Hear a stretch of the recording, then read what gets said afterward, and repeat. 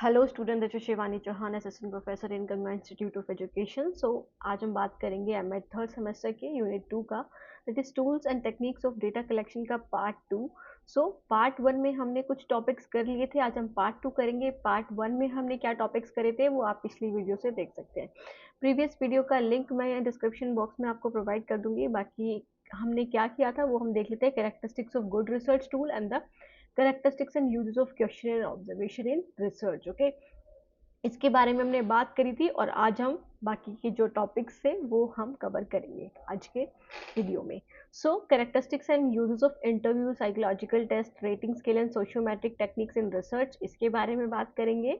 साथ के साथ हम कैसे आपको लिखनी है research report, okay, research paper, जो कि बहुत ज़्यादा बेनिफिशियल है अगर आप एमएड करके आगे field that is in PhD की फील्ड में या फिर रिसर्च की फील्ड में जाना चाहते हो, तो आपके लिए काफ़ी यूजफुल टॉपिक रहेगा ये। और कैसे आपको रिसर्च रिपोर्ट तैयार करनी होती है वो बच्चे भी देख सकते हैं इस वीडियो को। स्टार्ट करते हैं। Characteristics of good research tool में हमने आज बात करनी है किसकी, इंटरव्यू की। सॉरी, इंटरव्यू की हम कर चुके हैं, आज हम बात करेंगे that is of let me check. हाँ, आज हम इंटरव्यू की बात करेंगे। हमने ऑब्जर्वेशन तक कर लिया था ना, आज हम इंटरव्यू की बात करेंगे। ओके, इंटरव्यू क्या होता है स्टूडेंट, आपने बहुत बार ये वर्ड सुना होगा, इंटरव्यू। आज मेरा इंटरव्यू है, आज मेरे पापा का इंटरव्यू था, ऐसे डिफरेंट आपकी कलीग का इंटरव्यू था ना। तो इंटरव्यू क्या होता है, एक मेथड है डेटा कलेक्शन का। जैसे हमने इंटरव्यू को हर किस एस्पेक्ट से देखा है, हमेशा हमने देखा है only for the job aspect, है ना। जॉब एस्पेक्ट में हम इंटरव्यू का वर्ड यूज करते हैं, बट इंटरव्यू आप रिसर्च में भी यूज करते हो, कर सकते हो for the data collection. Okay, data collect जो आपको करना होता है दैट इज अपनी रिसर्च के लिए, जो भी आप रिसर्च प्रॉब्लम ले रहे हो उसका डेटा इकट्ठा करने के लिए, उसके लिए आप इंटरव्यू ले सकते हो। इंटरव्यू मतलब क्वेश्चंस पूछ सकते हो, जहाँ पे रिसर्चर जो होगा, इट मीन्स कि आप भी हो सकते हो या फिर कोई और रिसर्चर होगा, वो क्वेश्चंस पूछेगा डायरेक्टली टू द रिस्पोंडेंट, मतलब सामने वाले इंसान से, जो भी उसको उस रिसर्च से रिलेटेड प्रॉब्लम का सोल्यूशन दे सके। फॉर एग्जाम्पल, एक रिसर्चर कर रहा है study on the anxiety of students. Okay, anxiety पे कर रहा है बच्चों की, that is because of the exam pressure.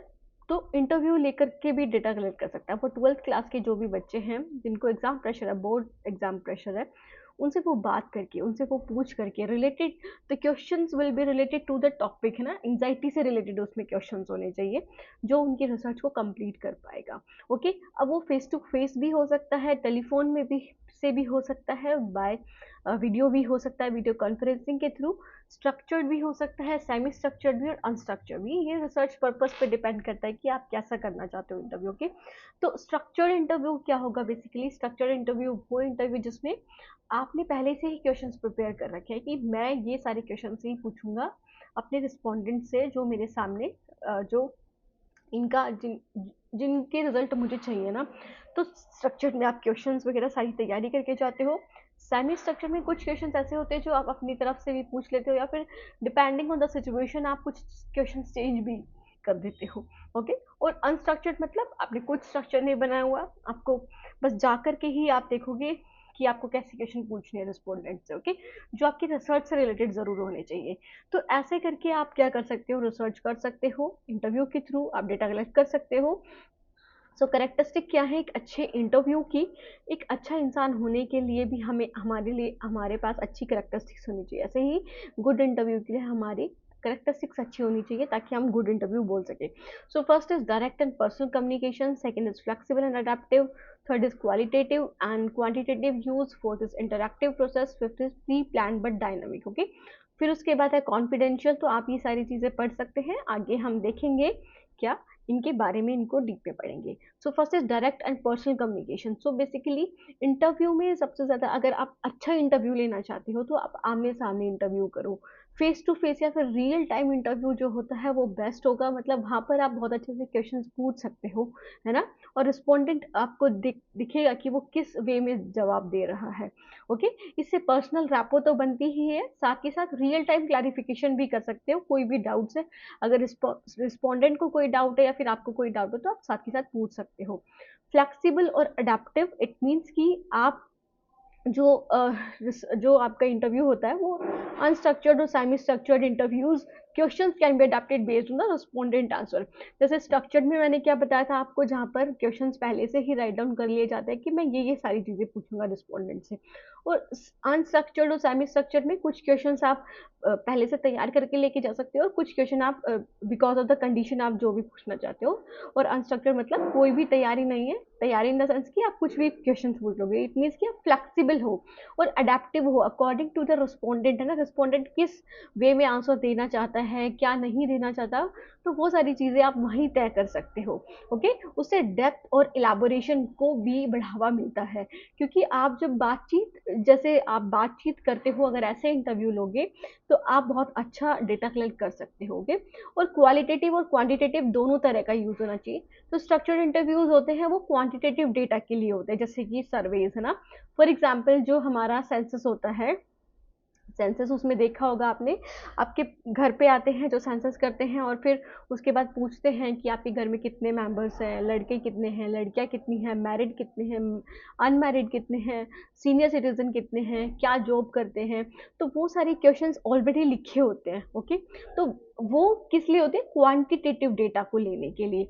और अगर क्वालिटेटिव इंसाइट्स की बात करें तो वहाँ पे आप अनस्ट्रक्चर्ड इंटरव्यू ले सकते हो, जहाँ पे आप in depth knowledge, in depth उनका इलाबोरेशन ले सकते हो, पूछ सकते हो क्वेश्चंस, अपने क्वेश्चंस को बिल्कुल डीप वे में। तो ओपिनियंस, एक्सपीरियंसेस और बिलीफ, ये सारी चीजें आप ले सकते हो अनस्ट्रक्चर्ड इंटरव्यूज के थ्रू। Okay, so pre plan but dynamic, so good interview require prior preparation. Okay, तो सबसे पहली बात तो आपको पता ही नहीं आपका टॉपिक क्या है, आप किस बारे में रिसर्च कर रहे हो, आपकी कोई प्रिपरेशन ही नहीं है, तो आप नहीं ले पाओगे, तो अच्छे से इंटरव्यू नहीं ले पाओगे। इट मीन्स कि आपको प्लान होना पड़ेगा, प्री प्लानिंग करनी होगी। ओके, और डायनामिक होगा मतलब अकॉर्डिंग टू द रिस्पोंडेंट। ऐसा नहीं कि आपने जो क्वेश्चन तय कर लिया वही पूछोगे, बस बता तो बता मुझे, ऐसा नहीं करना है आपको। ओके, तो question purpose of setting yet allowed for spontaneity during the interaction. Okay, so next is interactive process होना चाहिए, मतलब टू वे कम्युनिकेशन।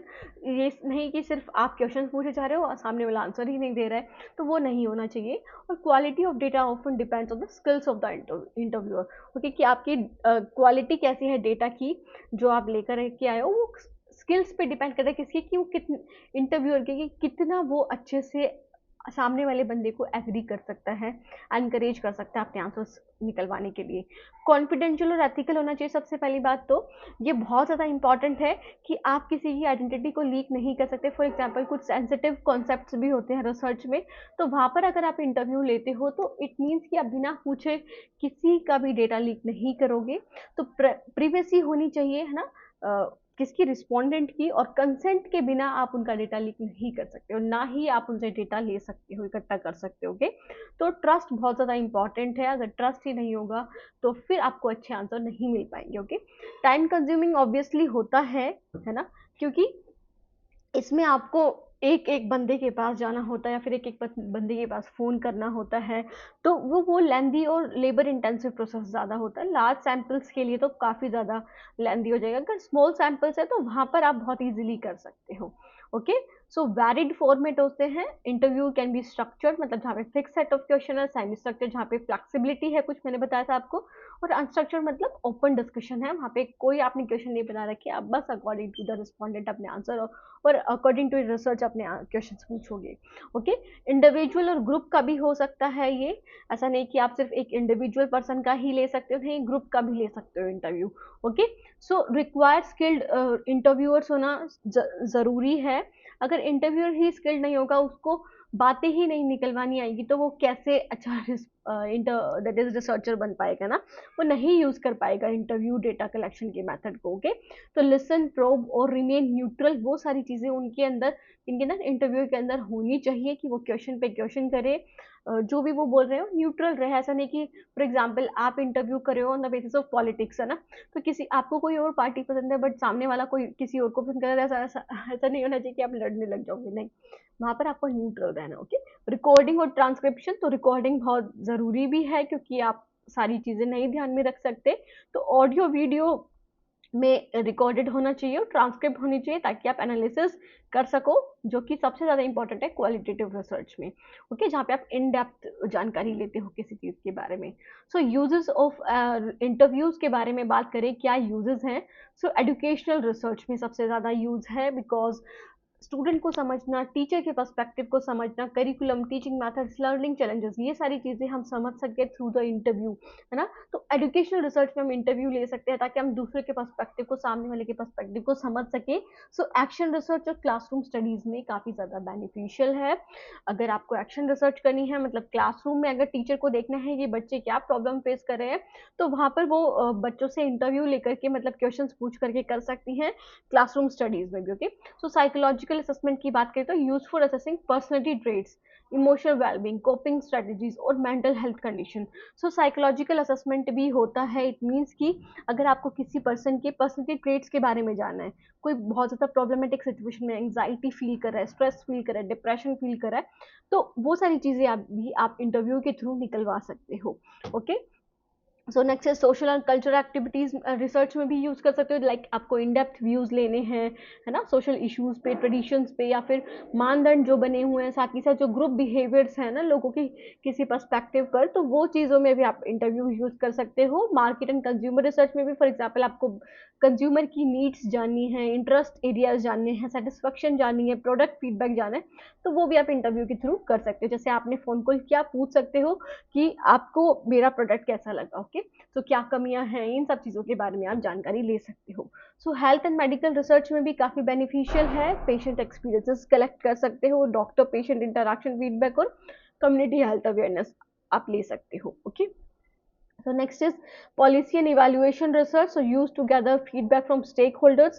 stakeholders कौन है? जो भी that is education में, या फिर जो भी इन सब चीज़ों के लिए जिनको प्रभाव पड़ता है ना, जिन पर प्रभाव पड़ता है, सो टीचर, पेरेंट, एडमिनिस्ट्रेटर, इन सब से फीडबैक ले सकते हो प्रोग्राम या पॉलिसीज पे। जैसे फॉर एग्जांपल हम कॉलेज वालों ने कुछ कैंपेन चलाया है ना, उसमें हमने पेरेंट्स को भी बुलाया, स्टूडेंट्स को भी बुलाया, सोसाइटी के मेंबर्स को भी बुलाया, तो हम उनका फीडबैक ले सकते हैं इंटरव्यू के थ्रू। Okay, employment and organisational studies के लिए भी, लाइक एम्प्लॉय सेटिस्फैक्शन कितनी है, लीडरशिप बिहेवियर कैसा है किसी इंसान का, मोटिवेशन, वर्क कल्चर, या फिर ह्यूमन रिसोर्स प्रैक्टिस, इन सब के बारे में जान सकते हैं।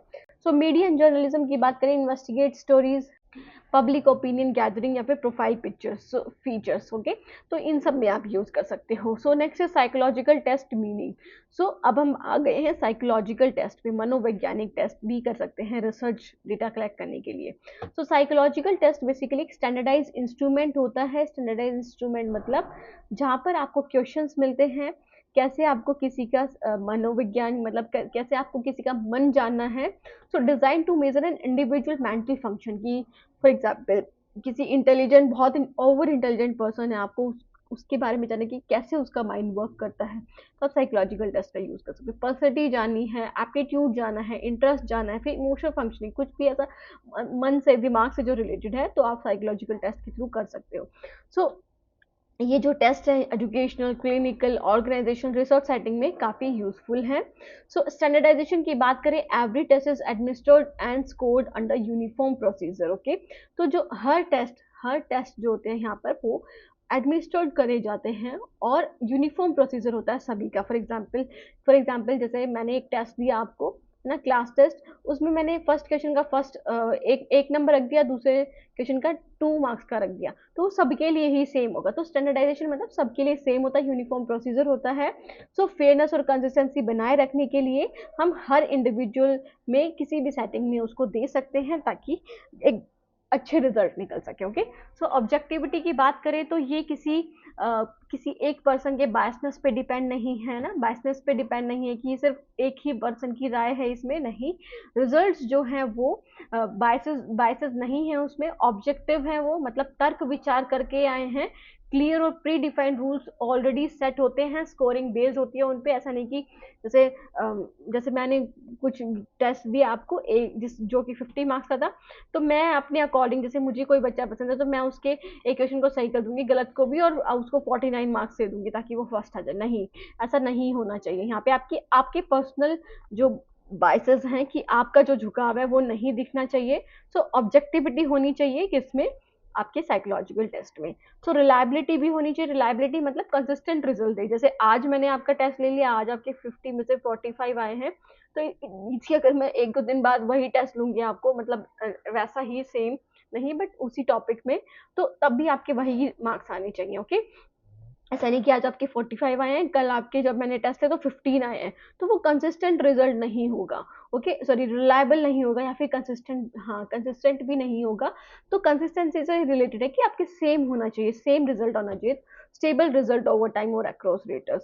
सो इसमें कुछ डिफरेंट टाइप्स ऑफ रिलायबिलिटी है। टेस्ट रिटेस्ट मतलब आप बार बार टेस्ट करके देखते हो। इंटर रेटर की आप डिफरेंट जो रेटर्स है या फिर डिफरेंट टीचर्स उसको रेट करके देखती हैं कि क्या मैंने जो टेस्ट बनाया उससे भी वही सेम रिजल्ट आ रहा है, दूसरा रेटर देख रहा है उससे भी वही रिजल्ट आ रहा है, तो इट मीन्स वो इंटर रेटर रिलायबिलिटी भी है।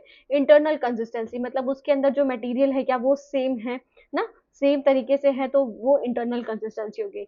ऐसे ही वैलिडिटी, वैलिडिटी मतलब कि वैलिडिटी का मतलब क्या है कि वो टेस्ट उस चीज को मेजर करा है जो आप मेजर करना चाहते हो। फॉर एग्जाम्पल आप एंग्जाइटी को मेजर करना चाहते हो या फिर आप इंटेलिजेंस को मेजर करना चाहते हो, देखना चाहते हो, तो उसके लिए वैलिड टेस्ट होना चाहिए। वैलिड टेस्ट कैसे कि उसमें जो क्वेश्चंस है वो ऐसे ही होने चाहिए जो उसी चीज को मेजर करे जिस चीज को आप मेजर करना चाहते हो। जैसे आपने इंटेलिजेंस का टेस्ट बनाया, तो इट मीन्स कि इंटेलिजेंस की ही चीजें होनी चाहिए उसमें, ओके? सो types include content validity, construct validity और criterion validity.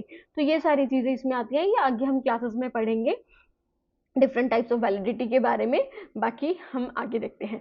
Norms and benchmark की बात करें तो good test have norms like average scores based on large representative samples. These norms allow comparison between individual. So student, next one is the practicability. So it means कि the test should be economical, easy to administer and interpret. But basically it means कि आप test ऐसा बनाओगे, psychological test ऐसा होना चाहिए जो आप इजीली यूज भी कर सको, उसे एडमिनिस्टर भी कर सको, चेक भी कर सको कि क्या रिजल्ट आए हैं प्रॉपर, ओके?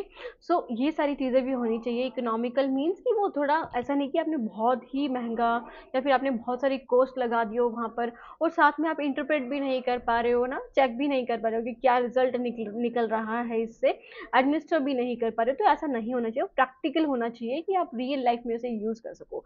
टाइम, रिसोर्सेज और रिक्वायर्ड स्किल्स वो सब मैनेजेबल होने चाहिए। इट मीन्स कि आप एक अफिशिएंट टेस्ट बनाओगे जो कि प्रॉपर कॉस्ट भी सेव करे, साथ ही साथ आपको प्रॉपर रिजल्ट भी प्रोवाइड करे, ओके? तो sensitivity and specificity. So basically sensitivity means accurately detect the trait और condition in its it is design to identify. Basically sensitive मतलब कि वो एक्यूरेटली डिटेक्ट करे उस ट्रेट को जो आप मेजर करना चाह रहे हो। फॉर एग्जाम्पल आप पर्सनैलिटी को मेजर करना चाह रहे हो तो उसी ट्रेट को मेजर करे, आप एंग्जाइटी को मेजर करना चाह रहे हो तो उसी चीज को मेजर करे, ओके? सो ये स्पेसिफिसिटी मतलब measures only the intended psychological construct, okay? तो जो साइकोलॉजिकल कंस्ट्रक्ट होगा जो हमें चाहिए वही चीज को मेजर करे, okay? So culture fairness means a good test minimise cultural, language और सोशो इकोनॉमिक बायसेस। कि एक अच्छा टेस्ट क्या होता है, उसमें ये बायसनेस नहीं होते हैं। ऐसा नहीं कि कोई आपके जो टेस्ट आपने किया है उससे कोई दूसरा कल्चर वाला प्रभावित हो जाए, नेगेटिव उससे उसके ऊपर असर जाए, ओके? लैंग्वेज या socio economic bias. So culture fair test are specially important, ये सबसे ज्यादा इंपॉर्टेंट है इंटेलिजेंस और पर्सनैलिटी टेस्टिंग में, जहाँ पर बहुत नेगेटिव प्रभाव भी पड़ सकता है लोगों पर अगर उनको कुछ कुछ हानि हो, या फिर आप बोल सकते हो कि उनका मन पे प्रभाव पड़ सकता है। तो कल्चर फेयरनेस होने चाहिए, किसी कल्चर को हानि ना पहुंचाए ऐसा टेस्ट होना चाहिए। एथिकल यूज, इट मीन्स कि टेस्ट एडमिनिस्ट्रेशन और इंटरप्रिटेशन वो रिस्पेक्ट करे किसकी, कॉन्फिडेंशियलिटी की। ऐसा नहीं कि आपने एंग्जाइटी वाले बच्चों की या फिर इंसानों की आपने साइकोलॉजिकल टेस्ट लिया और आप सब में उड़ा दो उनकी खबर को, नहीं ये तो ऐसा है, ये तो वैसा है। तो कॉन्फिडेंशियलिटी को, प्रिवेसी को मेंटेन रखना है, बिना कंसेंट के आप वो डेटा नहीं रख सकते अपनी रिसर्च में, और हर इंसान की डिग्निटी को भी ध्यान में रखना है, ओके? तो ट्रेन प्रोफेशनल ही इसको क्या कर सकते हैं, test test must be use by, है ना? जो इसको यूज कर सकते हैं वो कौन है, ट्रेन प्रोफेशनल सिर्फ, ओके? ऐसा नहीं कि कोई भी इसे यूज कर लेगा, कोई भी इसे इंटरप्रेट कर देगा। अगर मैं आज आपको साइकोलॉजिकल टेस्ट प्रोवाइड कर दूं बहुत सारे और बोलूं कि आप इसे एडमिनिस्टर करो, क्या रिजल्ट निकला है, तो आप नहीं कर पाओगे। फॉर एग्जाम्पल आपने एसएसबी का तो सुना ही होगा ना, इंटरव्यू होते हैं उसमें साइकोलॉजिकल टेस्ट बेसिकली कंडक्ट होते हैं, जिसमें आपको जैसे एक तो टैट होता है, थीमेटिक परसेप्शन टेस्ट होता है, ऐसे बाकी डिफरेंट टेस्ट भी होते हैं जहाँ पर आपको एक पिक्चर दे दी जाएगी और आपसे बोला जाएगा कि आप इस पे स्टोरी बनाओ, आपको क्या लगता है इस चीज़ पर। सो बेसिकली ये सब साइकोलॉजिकल टेस्ट आपके माइंड को चेक करने के लिए वो सारी चीज़ें करी जाती हैं। ओके, सो यूज़ क्या है, तो एजुकेशन सेटिंग में यूज़ होता है ऑब्वियसली। इंटेलिजेंस टेस्ट मापने के, इंटेलिजेंस टेस्ट जो है वो गिफ्टेडनेस या फिर जो लर्निंग डिसेबिलिटीज़ है उनको मापने के लिए होता है। एप्टीट्यूड टेस्ट मतलब कि आप कौन से सब्जेक्ट में बहुत अच्छा कर सकते हो, आपकी करियर चॉइसेस क्या होनी चाहिए, कि आप टीचर हो सकते हो, डॉक्टर हो सकते हो, तो वो एप्टीट्यूड टेस्ट मापेगा। अचीवमेंट टेस्ट क्या होगा, measure knowledge in a specific area. Okay, specific area में नॉलेज को मेजर करेगा। और पर्सनैलिटी टेस्ट क्या करेगा, स्टूडेंट बिहेवियर और लर्निंग स्टाइल को समझेगा। ओके, तो ये डिफरेंट आप एजुकेशन सेटिंग में यूज कर सकते हो। क्लिनिकल एंड काउंसलिंग साइकोलॉजी में भी आप साइकोलॉजिकल टेस्ट यूज कर सकते हो, like diagnose mental disorder, emotional disturbances और कॉग्निटिव डेफिशिएंट्स, कि कौन बच्चे को कैसी प्रॉब्लम है, मेंटली या फिर इमोशनली डिस्टर्बेंस है, या फिर उनको मनोविज्ञान से रिलेटेड, या फिर आप बोल सकते हो संज्ञानात्मक उनके अंदर कुछ प्रॉब्लम्स हैं, वो नहीं सोच पाते हैं अच्छे से, नॉर्मल बच्चों की तरह बिहेव नहीं कर पाते, तो वहां पर आप यूज कर सकते हो। okay? तो पर्सनैलिटी स्ट्रक्चर, स्ट्रेस लेवल मापने के लिए, या फिर डिप्रेशन, एंग्जाइटी, कुछ भी मापने के लिए, लाइक साइकोलॉजिकल से, साइकोलॉजी से जो रिलेटेड है, आप यूज कर सकते हो। सो थेरेपी प्लानिंग में हेल्प करता है। फॉर एग्जांपल किसी इंसान की जो साइकोलॉजिकल रिपोर्ट है, वो ज़्यादा एंग्जाइटी लेवल उसका बहुत हाई है, वो बहुत परेशान रहता है, तो ये सारी चीज़ें आई हैं। तो उससे जो आपका जो काउंसलर है वो क्या कर सकता है, थेरेपी प्लानिंग कर सकता है और मॉनिटर कर सकता है। Okay, so next one is the organizational and industrial psychology. Okay, so industrial in, अगर हम ऑर्गेनाइजेशन इंडस्ट्रियल साइकोलॉजी की बात करें, तो यहाँ पर भी हम साइकोलॉजिकल टेस्ट को यूज़ कर सकते हैं, लाइक एप्टीट्यूड या फिर एबिलिटी टेस्ट हम यूज़ करते हैं रिक्रूटमेंट के लिए, है ना। जैसे आप देखते हो जो सी टेट होता है या फिर एच टेट होता है, that is for the state exams, है ना। सो ये बेसिकली आपकी एप्टीट्यूड को जानने के लिए। यूजीसी नेट होता है, इसमें आप देखते हो teaching aptitude, research aptitude.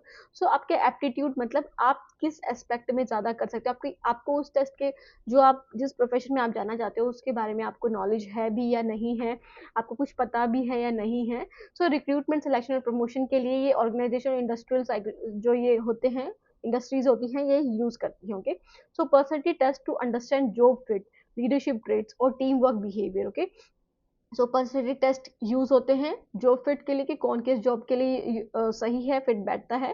Leadership trait किस में ज़्यादा अच्छे है, कौन किसको लीड कर सकता है, और टीम वर्क बिहेवियर को जानने के लिए। स्ट्रेस और बर्नआउट असेसमेंट भी करे जाते हैं, ताकि एम्प्लॉय को ध्यान में रखा जा सके, हर बार उनकी वेलबींग को, उनकी हेल्थ को भी ध्यान में रखा जा सके।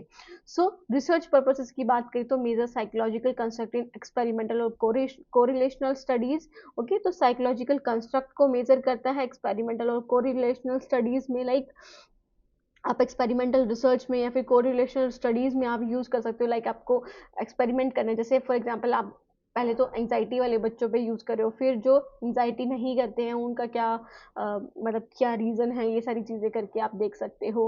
Okay, so validate theories of intelligence, motivation और बिहेवियर, सॉरी, जो इंटेलिजेंस की थ्योरीज है, लाइक स्टर्नबर्ग थ्योरी। ओके, और अगर हम मोटिवेशन की बात करें, ओके, या फिर बिहेवियर की बात करें, तो उसके लिए हम साइकोलॉजिकल टेस्ट का यूज कर सकते हैं, देख सकते हैं कि क्या वो फिट बैठ रही है, नहीं बैठ रही। ओके, मिलिट्री एंड डिफेंस के लिए screening, selection and placement personal के लिए आप यूज करते हो साइकोलॉजिकल टेस्ट।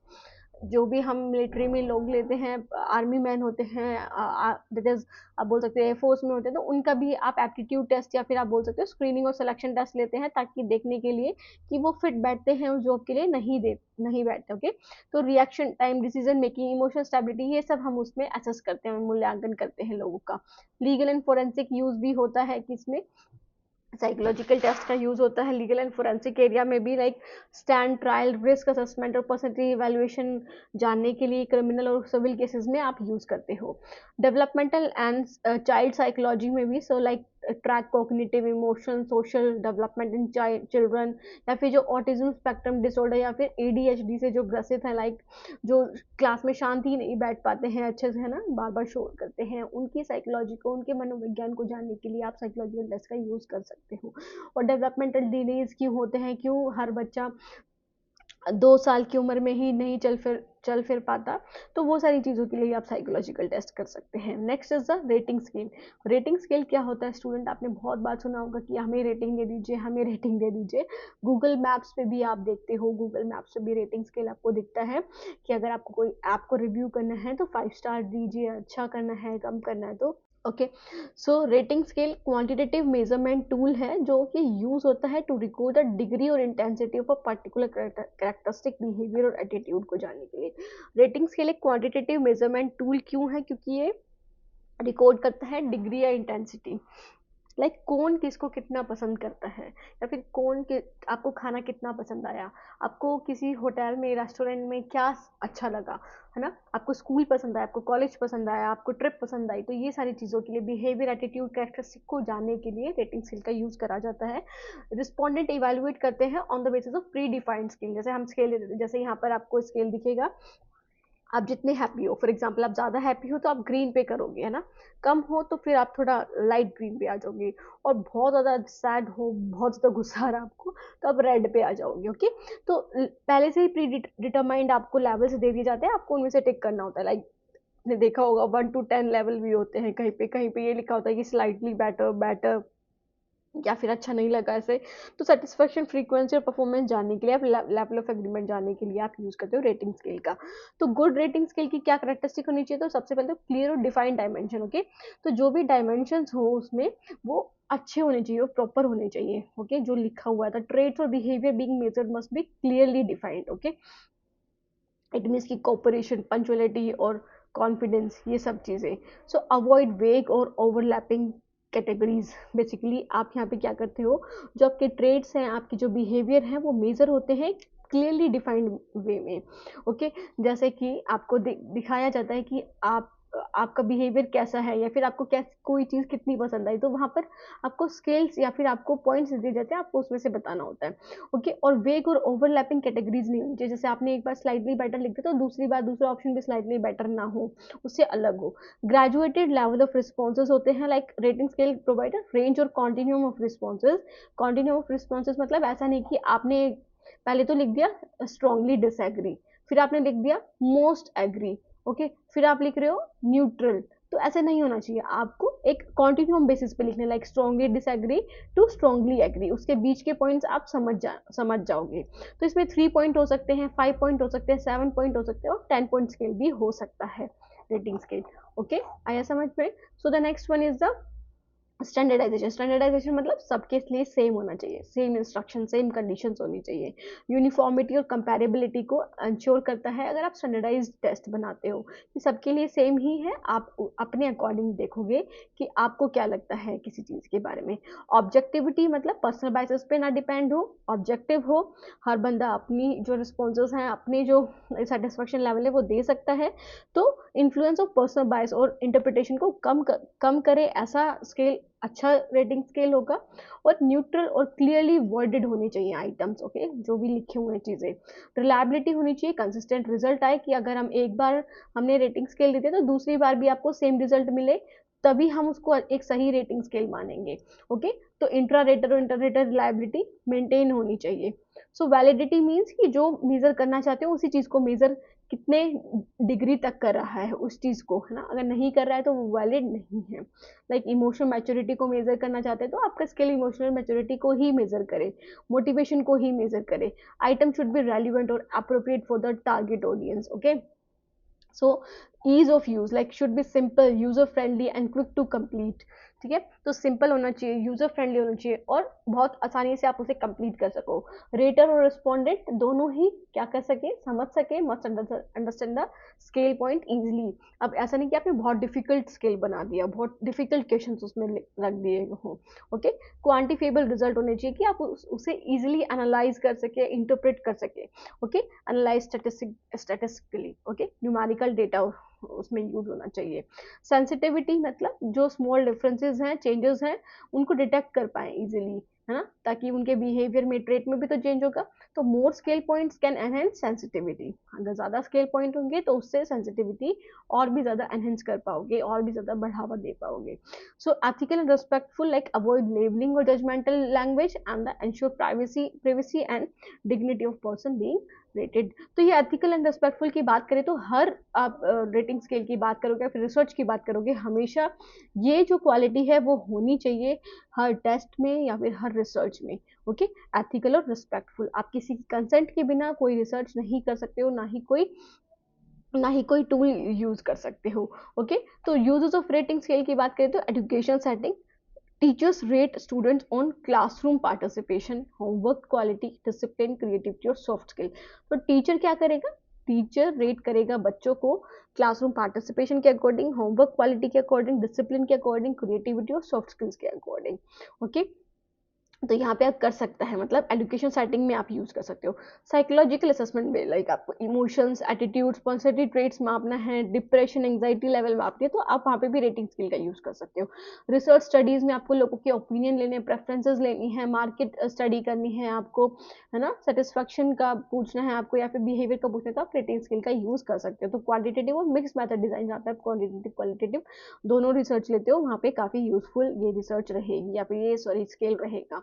परफॉर्मेंस अप्रेजल में आप यूज कर सकते हो किसी जॉब पर्सन की, किसी एम्प्लॉय की जो परफॉर्मेंस के लिए पंजुअलिटी, होमवर्क, टीम वर्क सॉरी मापने के लिए आप कर सकते हो। ठीक है, एचआर इवैल्यूएशन में बहुत कॉमनली यूजफुल होता है। Health care and clinical diagnosis में लाइक पेन स्केल कितना है, आपको 1 to 10 आप बताओगे आपके पेन की कितनी इंटेंसिटी है, आपको कितना ज़्यादा पेन हो रहा है, तो वो सारी चीज़ें, फीडबैक ट्रीटमेंट और फीडबैक माप, पेशेंट का फीडबैक मापने के लिए। ओके, तो ये, सो the next one is the sociometric technique. Sociometric technique student क्या है, सोशियोमेट्रिक टेक्निक की बात करें तो सोशियोमेट्रिक टेक्निक का अंदर tool use to measure social relationship with a group. Okay, just a minute, मैं इस इमेज को थोड़ा सा अलग कर दूं इससे ताकि आप इजीली देख सको। सो बेसिकली सोशियोमेट्रिक टेक्निक्स का मतलब क्या है, जब आपको रिलेशनशिप को मेजर करना है, सोशल रिलेशनशिप को, फॉर एग्जाम्पल आप जहाँ पर पढ़ते हो वहाँ पर इतने सारे बच्चे हैं, है ना, काफ़ी सारे बच्चे हैं आपके क्लास में, तो आपके एक दूसरे से कैसे रिलेशनशिप है, ऐसा तो नहीं सब आपके फ्रेंड है, ऐसा तो नहीं सब आपके दुश्मन है, तो वो सारी चीज़ें मेजर करने के लिए आप सोशियोमेट्रिक टेक्निक का यूज़ करते हो। ये हेल्प करते हैं to identify the pattern of interpersonal preferences, कि आप किसको ज़्यादा प्रेफरेंसेस देते हो, फ्रेंडशिप को, लीडरशिप को, रिजेक्शन को या फिर ग्रुप स्ट्रक्चर को। सो बेसिकली सोशियोमेट्रिक टेक्निक या फिर सोशियोमेट्री जो है वो जे एल मोरानो ने, ये जैकोब एल मोरानो ने दिया था इसे, who like who is isolated and who is popular in the group. ये सारी चीजें हम माप सकते हैं या फिर ये सारी चीजें हम फाइंड आउट कर सकते हैं through the sociometric technique. Okay, so the next one is the, just a minute students, हाँ, फिर है मेजर सोशल रिलेशनशिप। तो ये करेक्टरिस्टिक्स की बात करें तो ये सोशल रिलेशनशिप को मेजर करती है, like focus on affiliation, attractions, rejection within a group, so help to assess social status, peer acceptance and group dynamics। so basically measure social relationship मतलब कि एफिलिएशन को पे फोकस करती है। Okay, कि कौन किसको पसंद करता है, अट्रैक्शन किसकी तरफ है, रिजेक्शन किसको नहीं पसंद करते हैं ग्रुप में, सोशल स्टेटस को असेस करने में हेल्प करती है, आप कितने, आपके दोस्त कितने हैं, पीयर कितने एक्सेप्ट करते हैं आपको, ग्रुप डायनामिक्स, ग्रुप में क्या रिलेशनशिप है, उन सब चीज़ों के लिए। ग्रुप ओरिएंटेड की बात करें तो conducted within a defined group, example classroom, team, organisation, not about the individual trait but interpersonal connection. तो ये कोई इंडिविजुअल ट्रेड के बारे में नहीं बल्कि इंटरपर्सनल कनेक्शन के लिए होता है। Okay, so the next is objective representation, so results are often presented using sociogram। तो जो हमने फर्स्ट स्लाइड में देखा था that is the this is the sociogram, इसके थ्रू हम क्या मापते हैं, इसके थ्रू हमें पता चलता है कि कौन किससे ज़्यादा रिलेटेड है। फॉर एग्जाम्पल 1 2 को पसंद करता है, 2 1 को भी पसंद करता है, सॉरी 7 को। अगर हम 8 की बात करें तो दोनों एक दूसरे को पसंद करते हैं। अगर हम 3 की बात करें तो 2 को पसंद करता है पर 2 3 को पसंद नहीं करता है। 6 3 को पसंद करता है पर 3 6 को पसंद नहीं करता है। ओके, तो ऐसे हम रिलेशनशिप देख सकते हैं।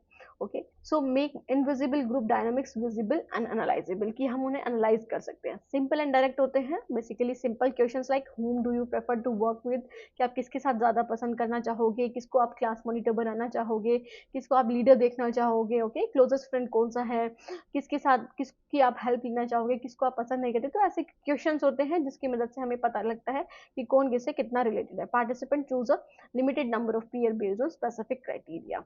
next is the quantitative and qualitative responses can be counted। okay, responses count होते हैं, how many times a person is chosen and analyzed visually, कि कौन कितनी बार चूज करा गया है, तो उससे पता चलेगा कि उसकी ज्यादा सोसाइटी में ज़्यादा घुल मिल करके रहता है, कौन किससे कनेक्ट है, तो सोशली हम विजुअली देख सकते हैं थ्रू द सोशियोग्राम। ओके, सोशियोग्राम के थ्रू हम देख सकते हैं कौन किससे ज़्यादा रिलेटेड है। तो न्यूमेरिकल और डिस्क्रिप्टिव इंसाइट दोनों ही मिल पाती हैं सोशियोग्राम से, सोशियल मैट्रिक से।